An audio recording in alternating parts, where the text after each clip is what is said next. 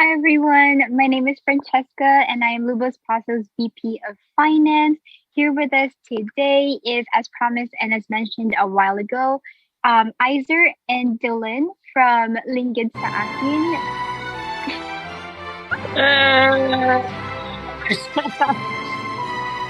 Thank you. Yay! Everyone. Thank you. Congratulations to the both of you. I am very, very happy for the both of you. And No, it was a yeah, beautiful so we're gonna reception. have it Was was. Why wasn't the others invited? it's a private occasion. You know, it was a real private affair. Kept the Iser said, intimacy. yeah, Iser wanted to keep it small, and I feel that to reciprocate that love for him, Right. I Yeah, agreed. definitely. Thank you guys for sharing that. We just Okay, got out of it. so Actually, we were wearing I our vest from the know. thing. Actually, Yeah, congratulations. So, this is gonna be an interview session regarding how you guys did in Linggid sa Akin, which is our 2021 virtual CPC play. And yeah, so if we could start off, I would like to ask if you guys could briefly share who the character is that you're playing and describe them a little bit. Either you could start off. oh, so I play as a little known character named Jared in the Gitsa. He's a little. You could say he's having a little crisis in his hands. He's very timid at this point of his life. Yes, yes. Sad music, cue in. Um, Throughout the first act, he's wanting to go. I'm not gonna spoil it in case some people. What are you guys laughing at? Our interviewer is just Okay. laughing. I'm sorry. I'm in like Take. John's room at the moment, our president, and he's like dancing on the side. Sorry. I want to see that. Sorry, keep When going. So you have to yeah, run it back. Jared in Act One at the moment is just trying to decide what he wants to do for his future, and is having a little crisis, identity crisis, I would say. I'm like trying to find who he truly is. And yeah,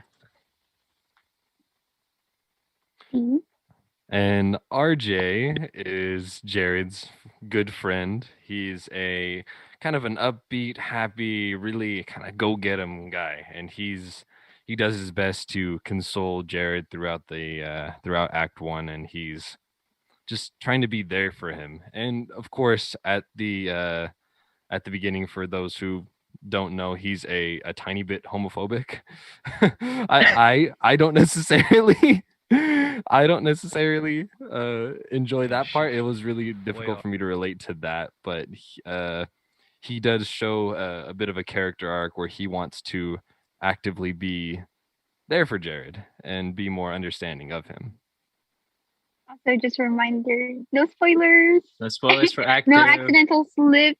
Oh, okay.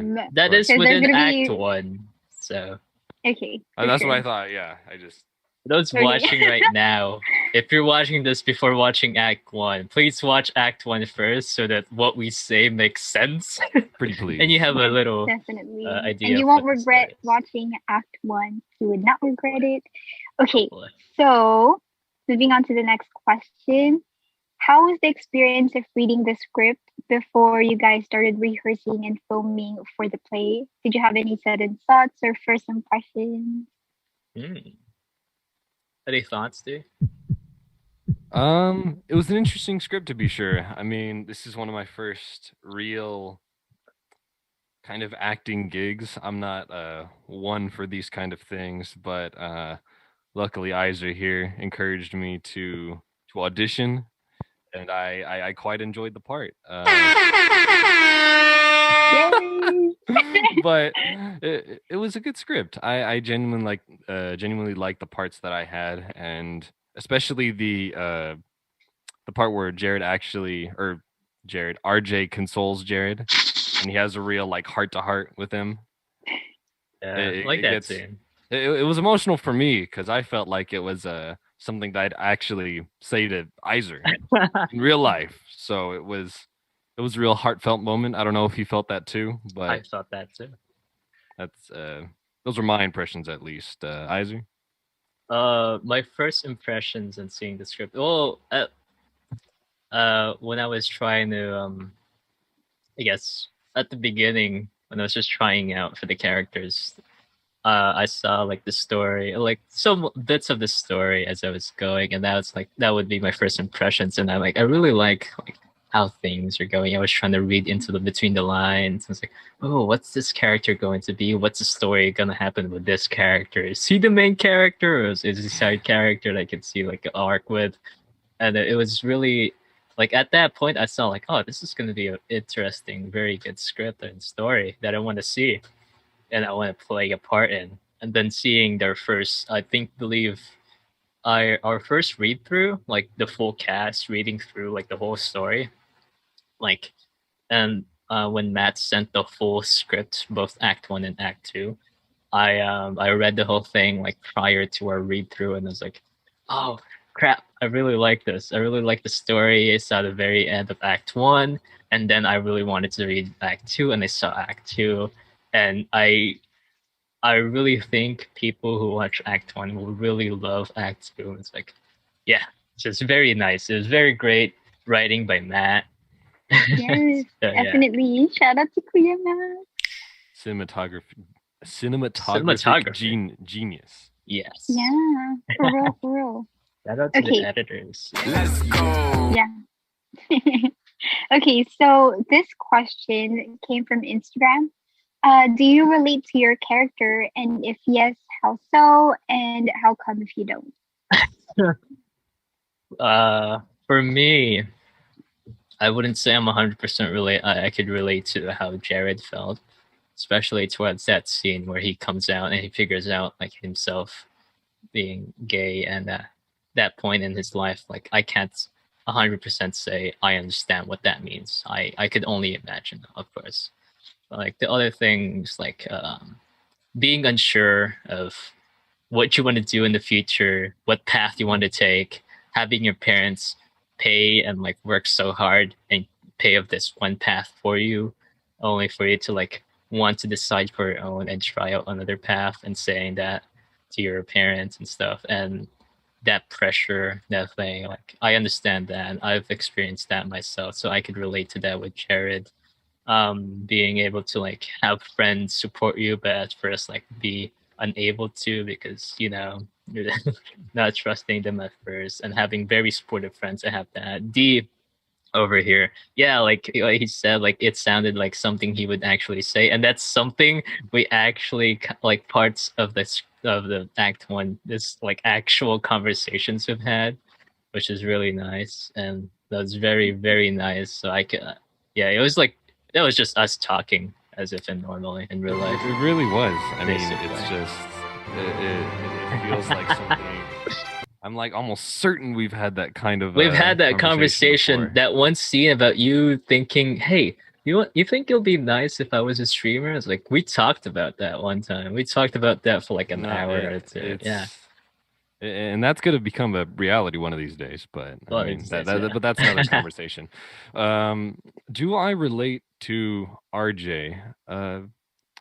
I feel like I did a great amount, really. And the more and more I got to know him as a character, the more I realized that we have a great deal of parallels. I mean, he's a very charismatic guy. He's obviously very, despite how more like, in your face and kind of like high energy he can be, he's actually very understanding, and he has the capacity to understand people on a much deeper level.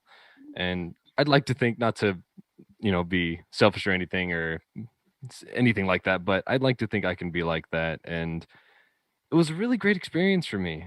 Truly, it's getting to know a character and actually being able to really sink myself into what it's like to be them. And I really think I resonated on multiple fronts with RJ. Yeah, definitely. And I'm super glad that you got that role as well, because your connection with Izher, it's nice that it's also there in the play itself. Yeah. When I saw the rest of the script, and I realized, like, oh, that's D's character. I was like, isn't this a conversation we've had before? Was Matt listening to us when we were I feel like RJ was like tailored around our relationship. Yeah, the cast were like, It was perfect. He did a really good And job. Yeah. yeah, everyone did a really good job. It seemed like everyone was made for that character. Yeah. But moving on, how important to your characters is upholding the family values or desires? And I know we didn't get to see much with Mhm. um, RJ's character's family, but based on what you saw, D, how do you think this question kind of like is playing a role on the play? Um, well, as far as RJ goes, just to start, and as you said, it doesn't really come up as far as he goes, but um, family values takes the like it's almost center stage. It's almost you have to see it in between the relationship with RJ or not RJ, Jared and his parents versus well that's the whole dynamism of the entire movie, really. It's RJ, not RJ. I keep saying RJ. I got to get that out of my head. Jared and his parents versus Cecilia and her Mhm. parents, and how they deal with the with large pieces of information like this, and how the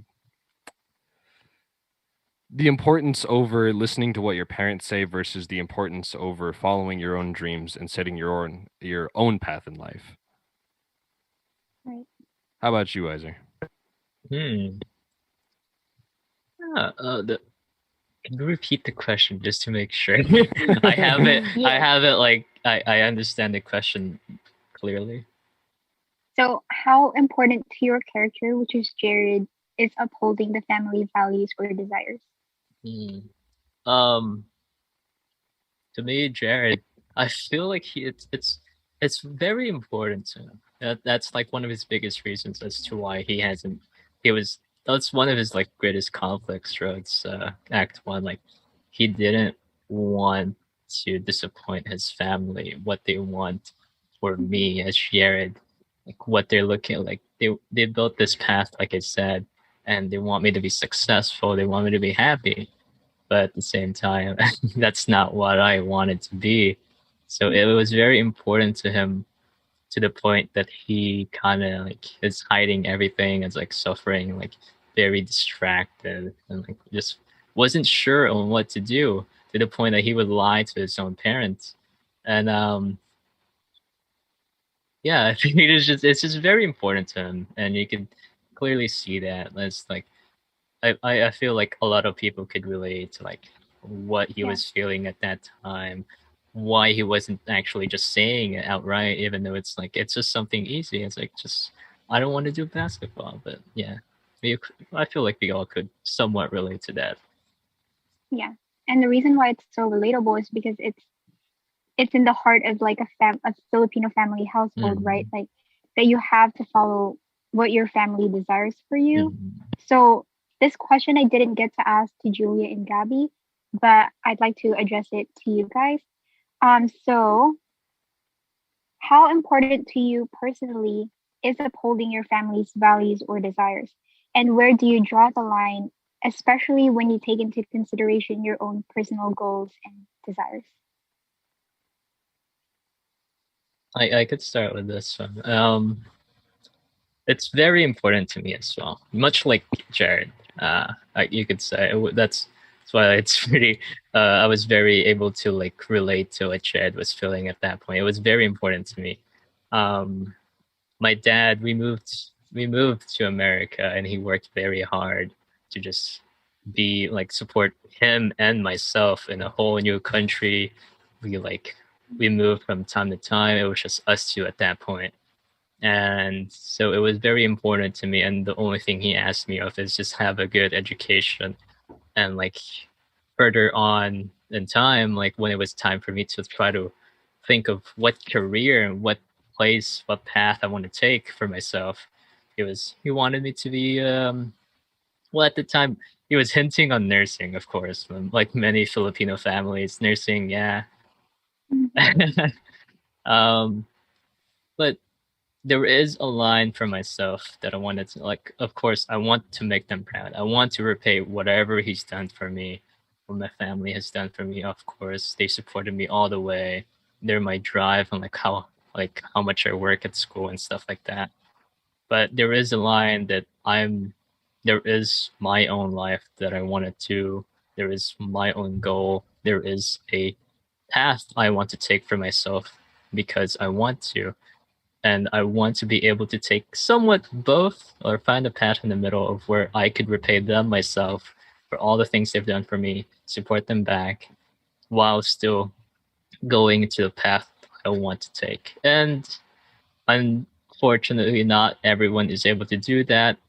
Unfortunately, not all parents are like open to that because, yeah, it's very, very not like that. And I feel like I'm one of the lucky ones that my parents weren't really against what I wanted to do, which is become a physical therapist.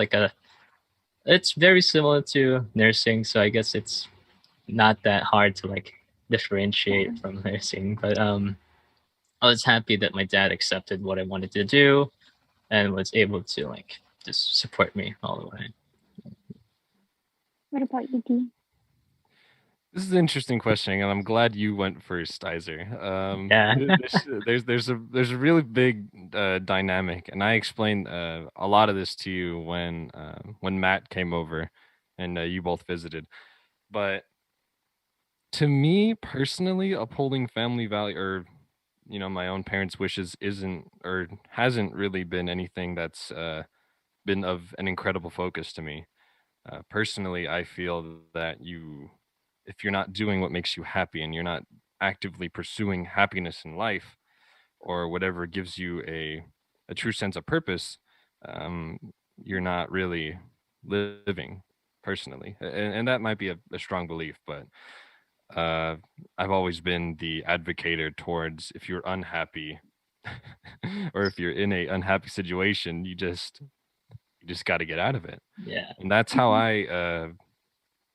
that's I don't want to get like into deep territory here, but that's why I left my mom's house.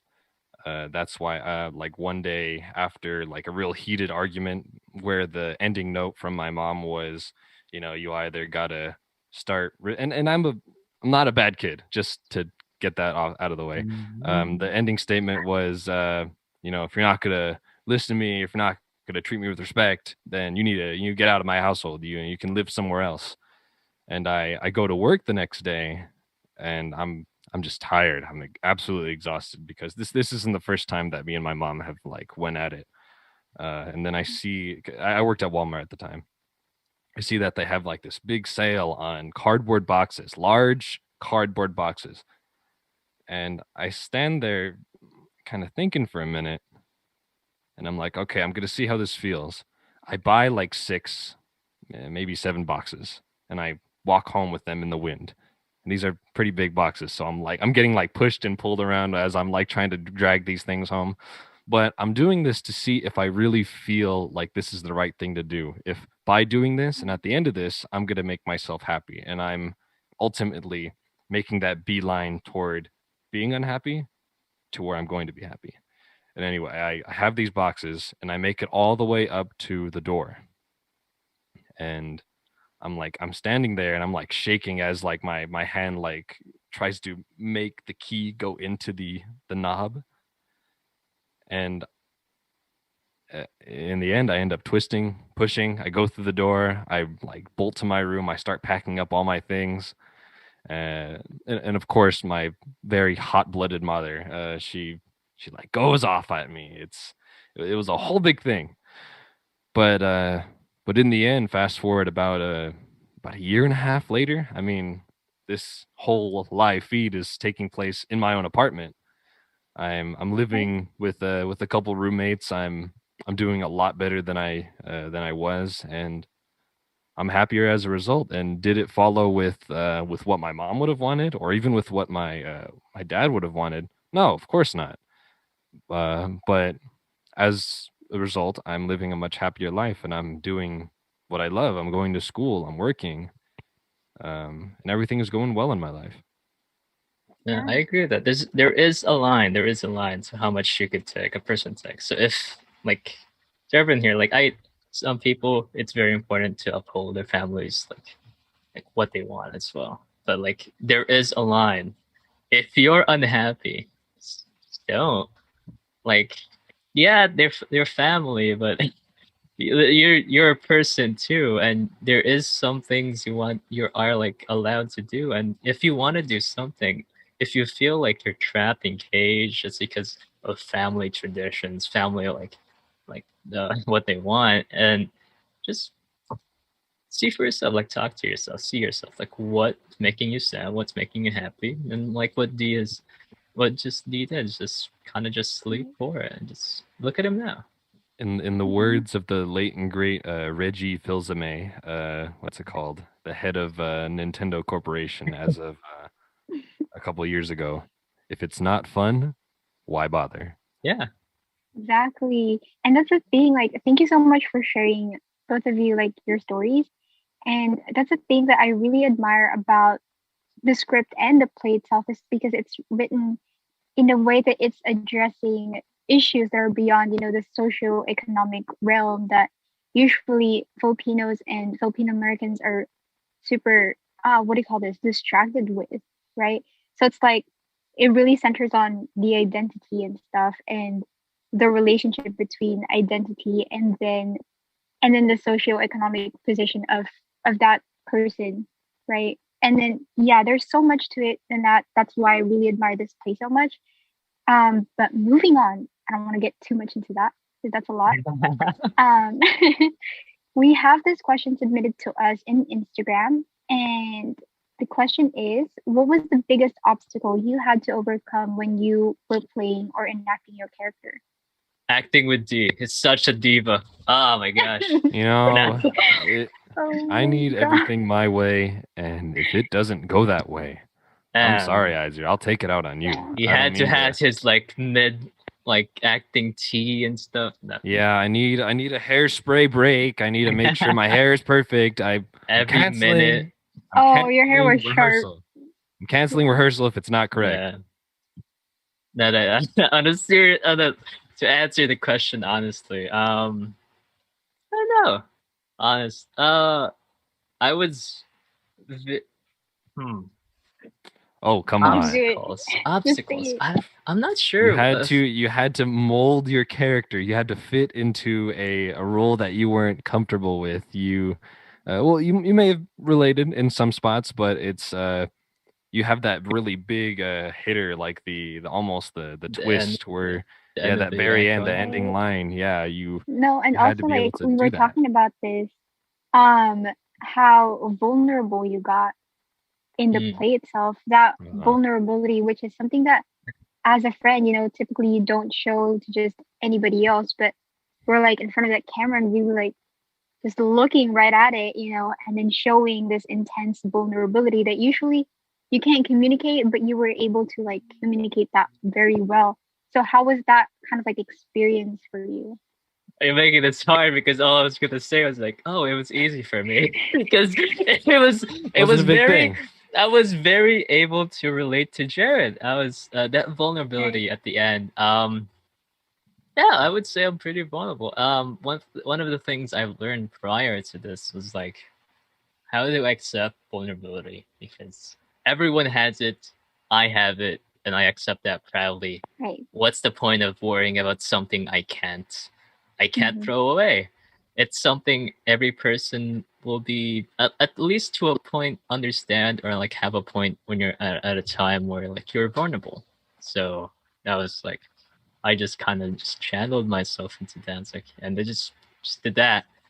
Though I would say the greatest obstacle I would have is kind of actually trying to understand what it actually felt to like come out, because of course I could only imagine like what Jared was thinking, what Jared was feeling at that time, and I tried my best to understand, try my best to see and empathize with him on like just such a big thing for him and such a turn in his life, like him trying to accept himself and him taking the leap to see if his parents would accept him.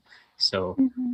and just saying that, especially after what just happened prior to that with Cecilia, Right. who he thought was what who he could trust the most in that situation, which was what he actually said, and being rejected at that point of like who he was, what he found out about himself. Mm-hmm. So Yeah. that was just, I would say that's the biggest obstacle, just trying to understand what Jared was feeling at that point. Anywhere else, I could very pretty much relate to how Jared was feeling throughout the whole thing, which sounds sad because Jared wasn't the Yeah. happiest person at that point. Oh no, There he are wasn't. services we No, can refer you to, Izher. It's, no, I'm good. I'm good. The I'm D Honestly, here for services. you. but Yeah. I was just able. I feel like I did a pretty good job relating to him, therefore able to portray Jared as a character throughout the act one, and yeah, I'm 100% okay. No worries. Do you feel that this might lead to a greater and more expensive acting career? Question mark. Whoa. I don't know. Maybe I am interested. That it was very fun to like act and do it. I was very excited for CPC last year, which unfortunately didn't Yeah. come to fruition due to the COVID. But I was so excited this time, and I was able to like to the to experience this whole thing thanks to Matt and everyone else. And yeah, well, who knows? Maybe Right. Who knows? change my Maybe. I major right mean, you now. can talk to Mhm. Matt, anytime. Okay, so jumping off of that question response, if you could become any character in the play, any other character other than your own, who would it be and why? Who would it be? Who would it be? I'd like to play. I think I do a really good Cecilia. Um, I mean, I just think that I could really portray that role well.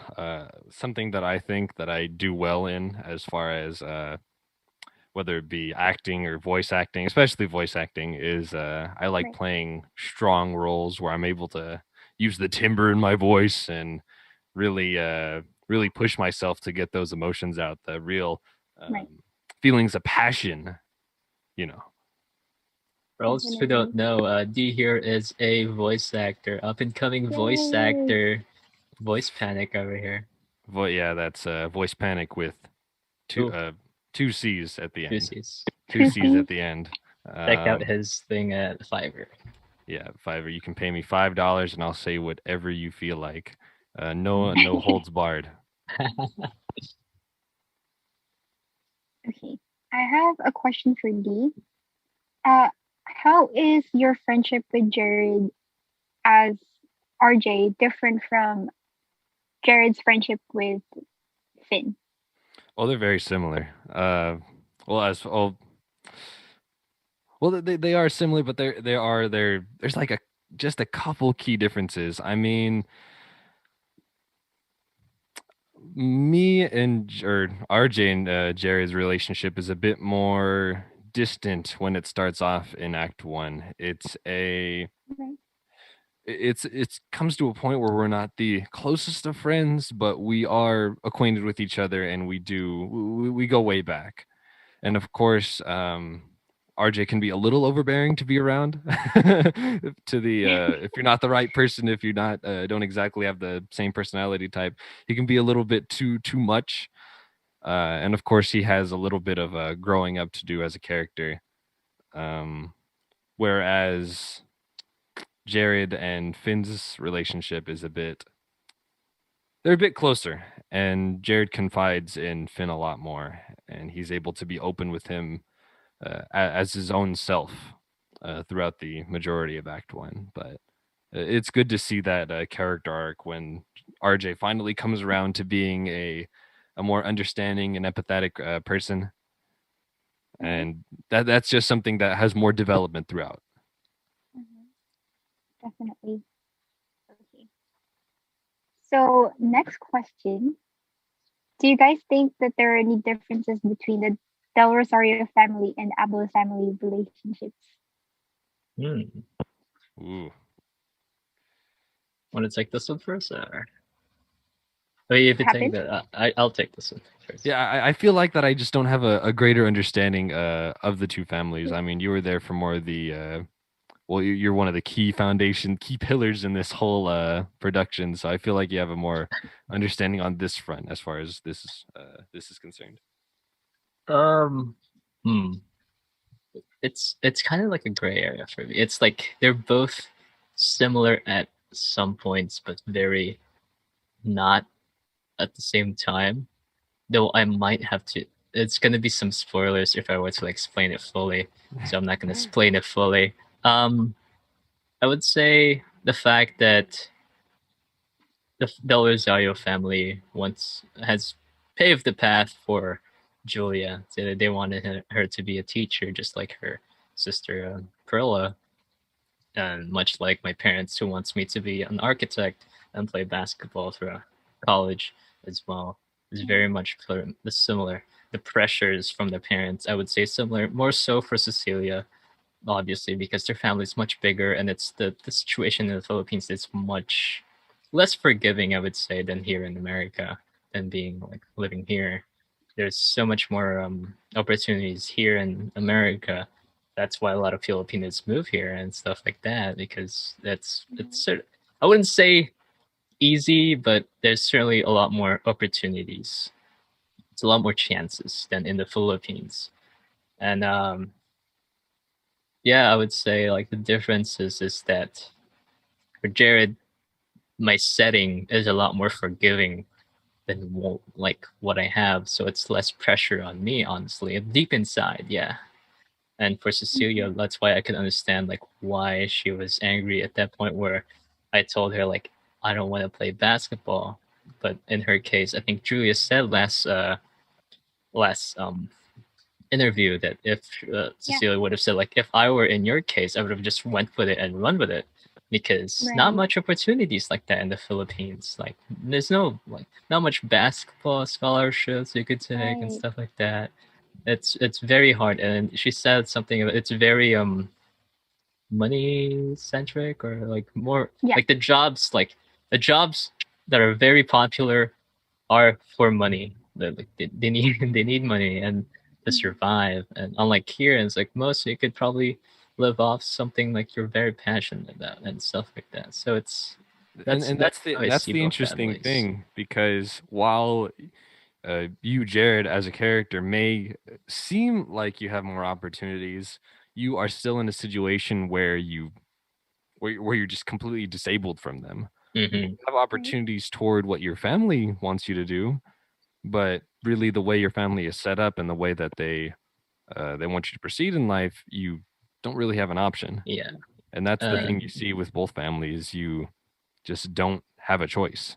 yeah. A Mm. family with so many options but stuck in one, and a family who doesn't have much option which is stuck in one as well. And, Hmm. Right. And that is directly in conversation with one of the things that you and Cecilia talked about in in the play, which was about the privileged position, right? That's something that you guys like had a little bit of an argument about. Um, Dee, did you have any thoughts about that when they were having that conversation? Like, did you have like a side or something, or did you have like a completely different take on it? It's an interesting thing. It truly is. You can see both Mm-hmm. arguments very clearly. It's Cecilia lives in a place where it's her family doesn't really necessarily have a lot of opportunities. They're not as Right. they don't have a lot of money to be making decisions and to do what they want to do. These the youth in their family can't is not able to have these opportunities like Jared is able to. And although Jared is able to have these opportunities, he's still barred from them. He should be able to pursue, everybody should be able to pursue what Mm-hmm. they want to do. But there's things in life that simply make it so we have to put priority over these things over Mm-hmm. others. But it's just heartbreaking, because Yeah. these two people they're unable to view it from the Mm-hmm. other person's perspective because they're living it, they're living in their own different worlds where I mean, how Right. could you expect them to understand it from the other standpoint, because they have to wake up every day and live it. Exactly. And Yeah. like as much as like it's just an act, it does happen in the real world as well, and it happens to many people. And this is heartbreaking. Hi, CJ. Sorry. Okay. So next question. What's your favorite scene or moment from Act One, if you guys have any? Oh, I have I always love many. the I love the scene where I'm able to well, the scene that I participated in, but All my scenes. we'll do both. Scene I participated in, and then scene overall. Scene I Yeah. participated in was when me and Jared are having a heart to heart, when I'm really getting down to his level and Right. trying to be as empathetic as I humanly can, Mm-hmm. and really laying out the situation that, I mean, your parents are this way, Cecilia this way.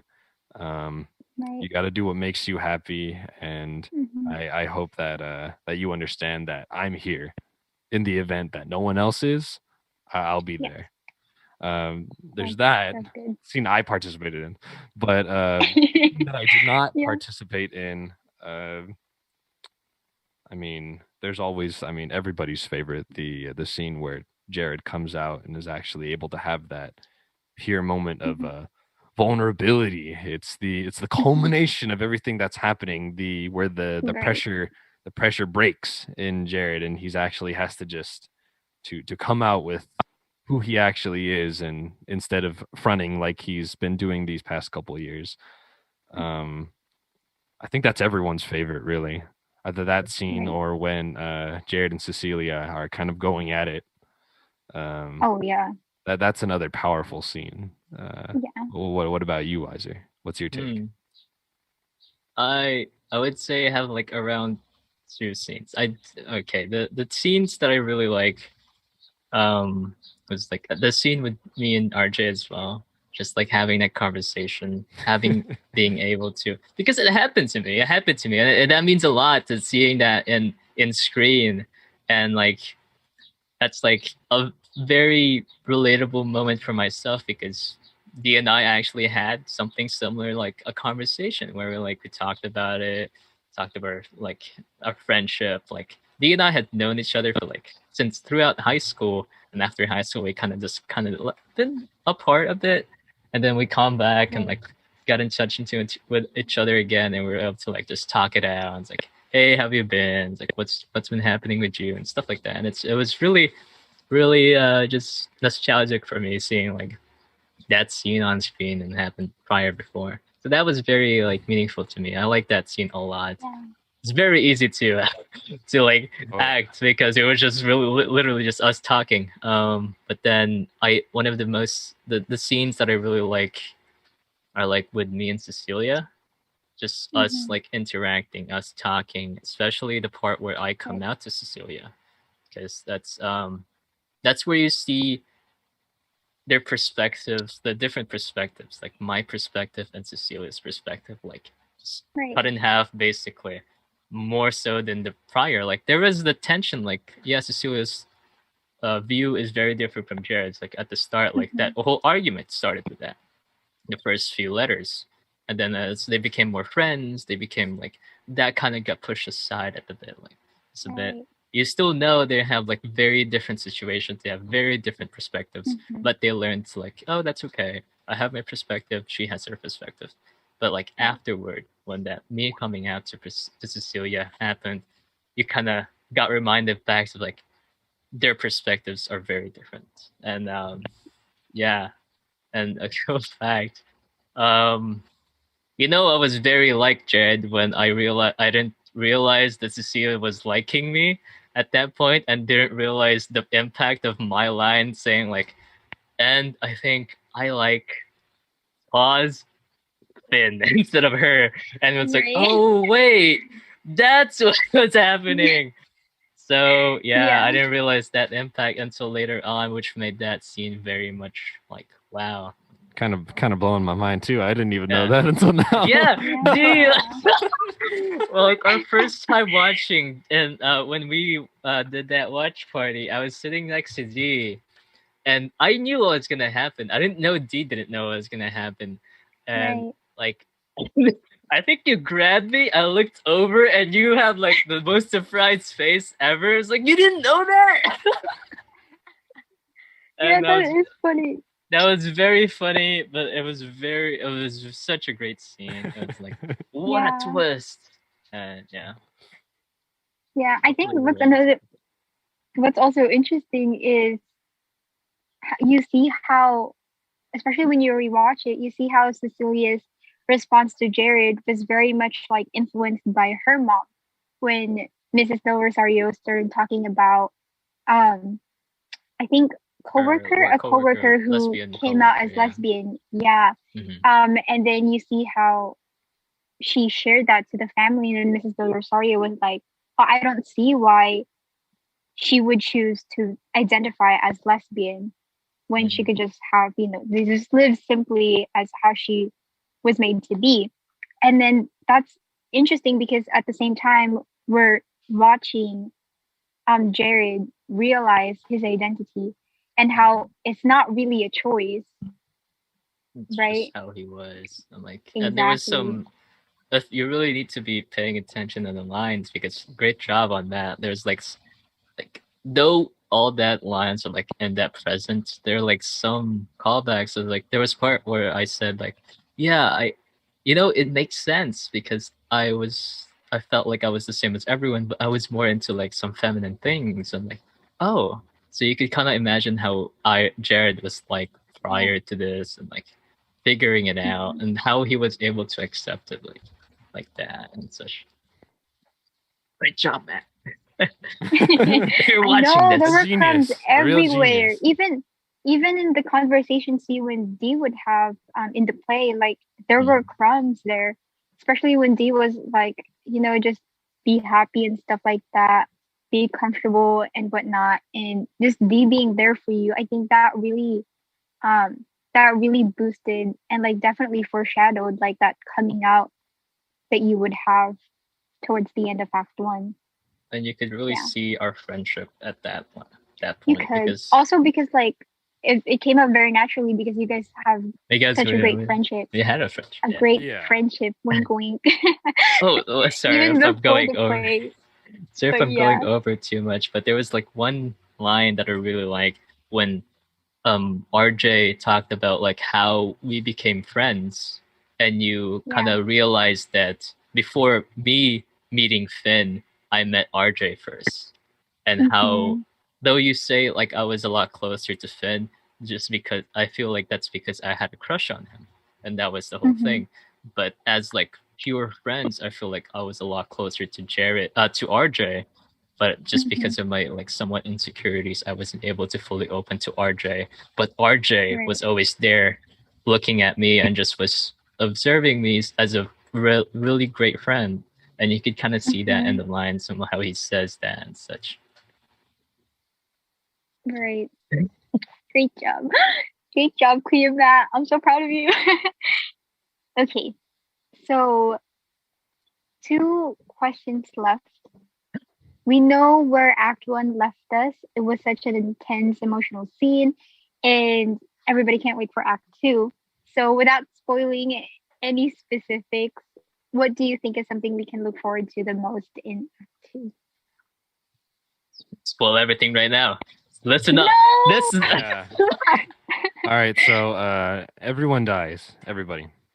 Oh my god! What the is this? snap happens. Everyone turns Kill to off. This dust. We snap kill happened? off the Jared character. Yeah. Everybody. RJ becomes Yeah. the main character. RJ, it just Then the spins bombs off to go off. RJ.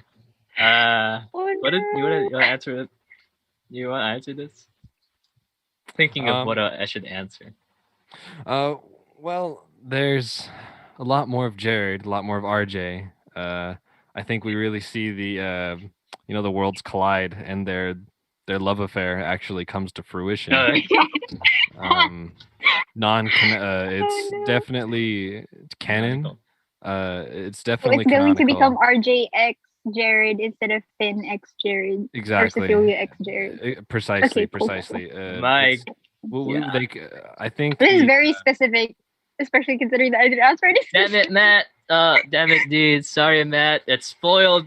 It's over. it's really it's out of the bag. Spoiled. Something that director Matt actually did. They cut out a lot of the scenes where RJ and Jared are kissing. But Jesus Christ. Just to save time, really. It was, a lot of those kind of like intimate scenes were cut to save time. I advocated that they keep them in.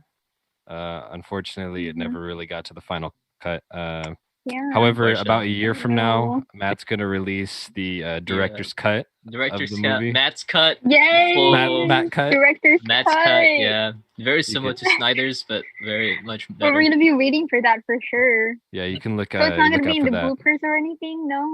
That's No, what we really actually we omit the bloopers. It's not a and blooper, right? We just it's like shove the main story. Yeah, we shove all of those scenes where we're passionately kissing. Anyway, Jared, if you want to answer the question too. Chime in, please. So on a serious note, I think what you could expect from Act 2, it's pretty much the aftermath of what just happened throughout Act 1. You could see the aftermath of what just happened. Right. Me coming out. A lot of people are talking about me coming out, but like that final scene is what I'm like looking forward to seeing all of you guys.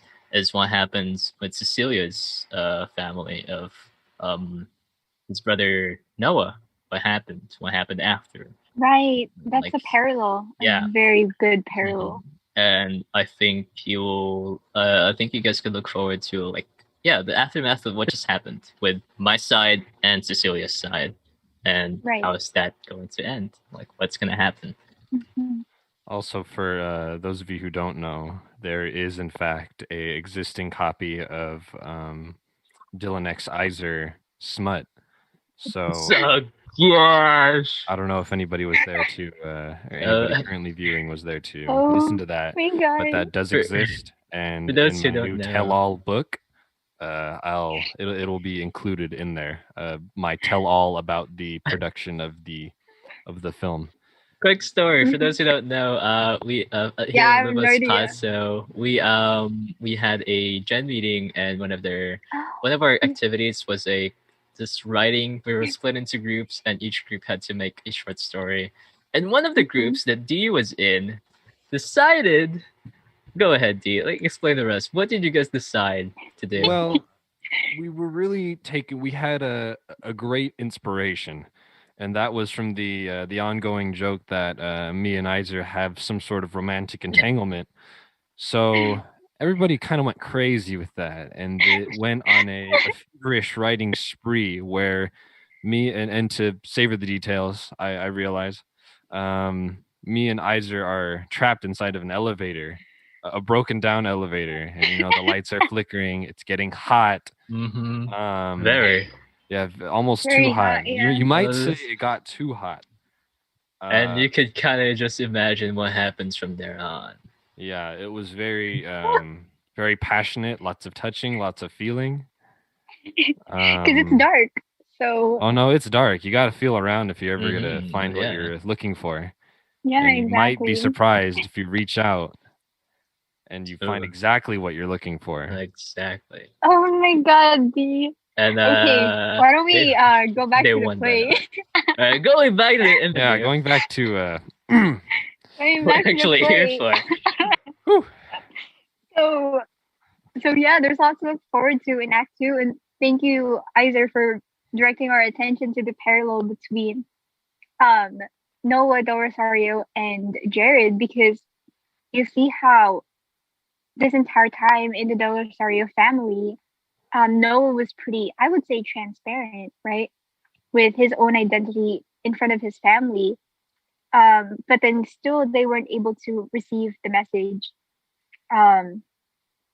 Or probably they did, but there's that denial phase all the time that happens with between parents or You could say family. they were and kind of the same the as kid. as Jared growing up. Like, he just thought, oh, he's just more into the Right. feminine things, just a little more feminine than normal boys is. And I guess Yeah. that's how the parents saw Noah as. But then, like when Noah was seen like dressing up, that kind of just crossed the line for the parents, I believe. Yeah, definitely.